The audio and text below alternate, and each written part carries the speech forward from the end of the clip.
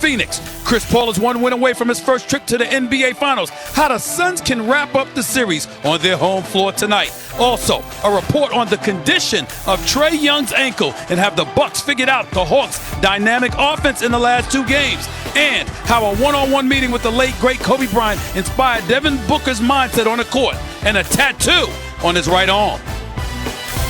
We're going home to the best fans in the league. This will feel good.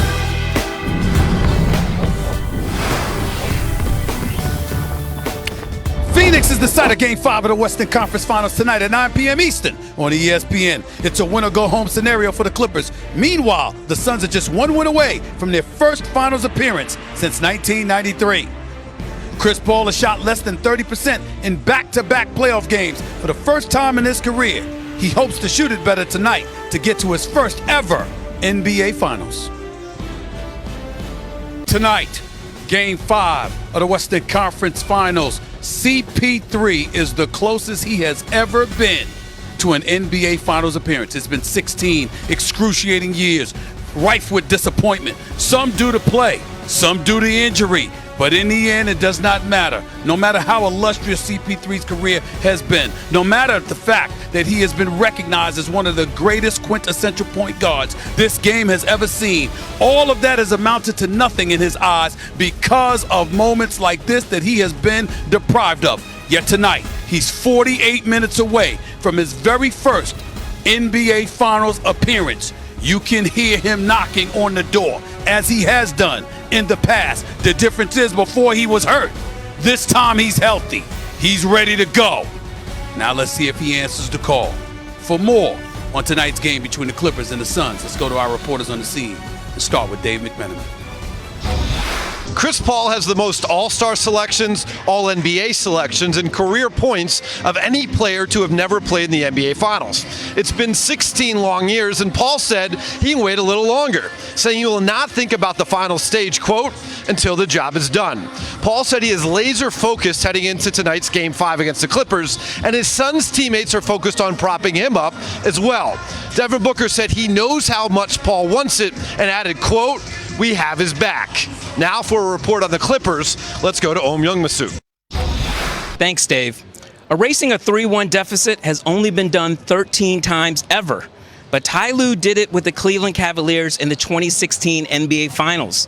I asked Lue what can he take from the comeback to help the Clippers. He said it starts by winning the first quarter of Game 5 and taking it quarter by quarter. Lue remembers LeBron James setting the tone for the Cavs by scoring 12 of his 41 points in the first quarter of Game 5. Tonight, Paul George knows he can't miss 6 of 7 three-pointers in the first quarter like he did in Game 4. Otherwise, that could be the Clippers' season.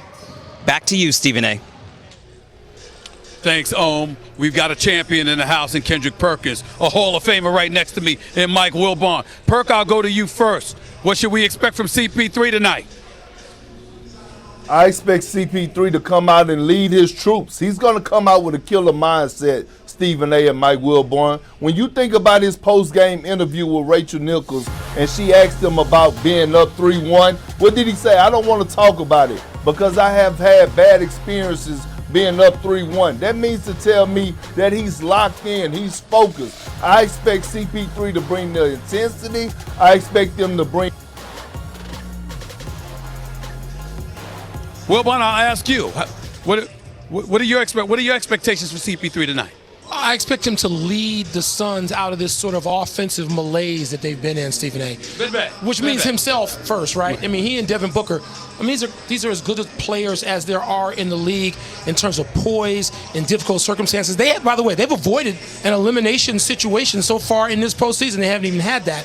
I expect to see those guys play with a lot more calm and purpose offensively, while still playing with the kind of defense they were in the first half when they held the Clippers down in Game 4.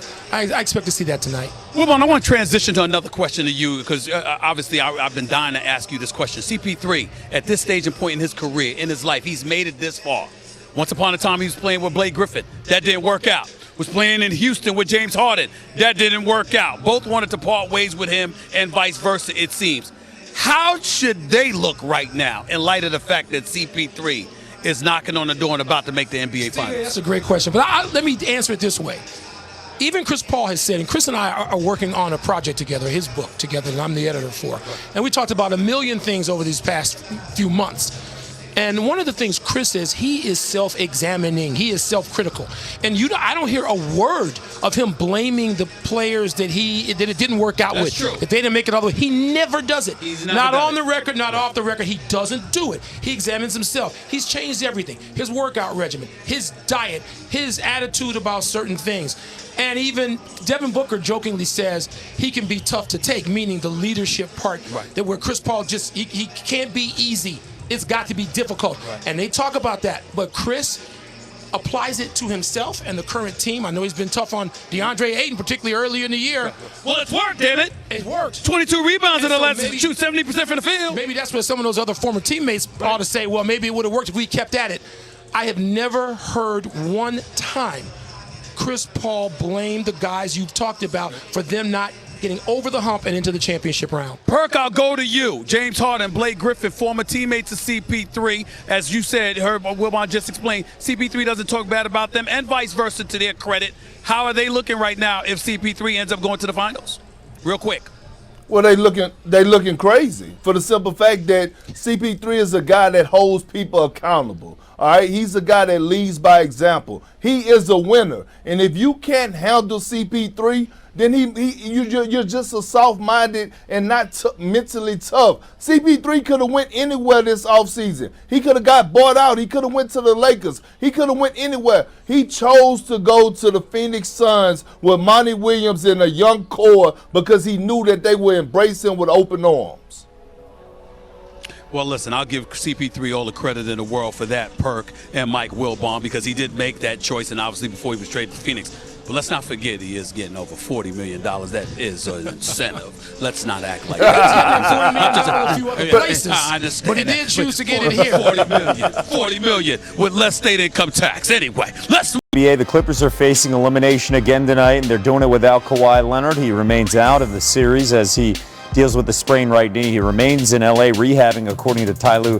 That's what we know about Kawhi's future short term, but what about long term as he can opt out after the season? Brian Windhorst has more. He called over glass to get here. He said goodbye to 2 championship-winning teams. He told the Spurs he didn't want to be there. That was a championship team. Then he went to Toronto, had a title team that probably could have won another title had he stayed there. And he said, no, I'm pulling the ripcord on this, and I'm starting over in the place where I want to play. I just don't see, even though you have places like Miami or New York he could go, and I wouldn't even be surprised if maybe he takes a meeting or something, but I just can't see him upending what he's got going. I think the tough thing for the Clippers will be how many years would he re-sign for? Does he give them 2 or does he give them 5? And what do they do to address the needs on the roster when they don't have any draft picks to trade and they've spent mostly all their free agent money? Stephen A.Smith joining us now live from Phoenix. Stephen A., we'll get to the game, but what's your reaction to what you just heard there from Wendy on the idea that Kawhi is going to stay in L.A. with the Clippers this offseason? Well, it's one thing is obvious and one thing is shocking. Number one is obvious. I completely agree with Wendy about what the probability is of him staying in Los Angeles after departing from San Antonio and then Toronto. It was all about wanting to be back near home in California and obviously in Los Angeles, California. And so because of that, the likelihood of Kawhi Leonard choosing to depart seems a bit slim, to say the least. But here's the shocker that I'll give you, Kevin. I don't know if it's in the Clippers' best interest to keep him. Oh. Nobody has said that, so I'll be the first to say it. Let me be clear about something. Kawhi Leonard is a top 5 talent in this game. He is elite. But when you take into account the load management, when you take into account that his personality doesn't actually, gravitate towards leadership, he's more of a watch me do it, a do it kind of guy, as opposed to really galvanizing the troops and being a talker. And then you combine that with the fact that he's not necessarily reliable, at least this postseason, hasn't gotten any younger or what have you. And you look at the elevation of Terrence Mann, this second-year player who clearly is not on Kawhi's level. But if you look at the athleticism, if you look at the youth, the fervor, the want-it mentality, playing night in and night out, and you're talking about building a culture, then I'm sorry. I don't know. I think that it's something that Ballmer and the crew have to think about long-term. Now, obviously, if they come up short, which I expect them to come up short in this Western Conference Finals, then you're talking about keeping Kawhi because you want to go for a championship again next year and the year after. But if you're talking about culture building and having somebody long term, I don't know if he's the guy, number one, because of his durability, number two, because of the load management, and number three, because of the youth that you have playing on your squad already that's performing in the postseason. It's a high price tag as well when you look at the cap, and you just stunned me with that comment. You mentioned, though, that he loves L.A., and if this decision happens where he's not going to come with the Clippers, or the Clippers say we're going to just pass on it, hypothetically, like you just brought up, if it's not in the best interest, could you see him going to the Lakers and still staying in L.A.? No, I would see him going someplace like Miami before I saw that happening, because obviously he would want his money, and I don't know how much money the Lakers have to give him. That's number one. But again, when you look at Kawhi Leonard, it's no questioning his greatness. It's no questioning his talent. And if you're going for a championship, he's your guy. But if you're talking about building long term and building a culture, I don't know if he's proven to be that guy because of his durability issues. It's just that simple to me. All right, you talk about culture, and then you think about immediately Miami. They have one already built there with Jimmy Butler and Bam Adebayo. Oh, you've just opened up a Pandora's box. Much more from Stephen A. Smith, top of the hour. SportsCenter with Steve.